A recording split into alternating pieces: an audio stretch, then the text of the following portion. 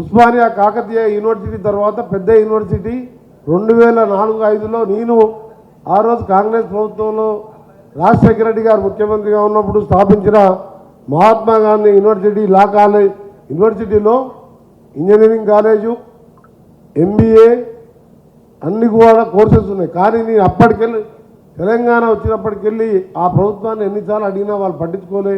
ఈరోజు మా ముఖ్యమంత్రి గారు నేను కోరగానే మహాత్మా గాంధీ యూనివర్సిటీలో లా కాలేజీ వాళ్ళు ఈరోజు నిర్ణయం తీసుకొని రిజల్ట్ పాస్ చేస్తూ ఆ కాలేజీలో 24 కొత్త పోస్టులు, ఫార్మసీ కాలేజీలో 28 కొత్త పోస్టులు మంజూరు కూడా రాష్ట్ర కేబినెట్ ఆమోదం తెలిపింది.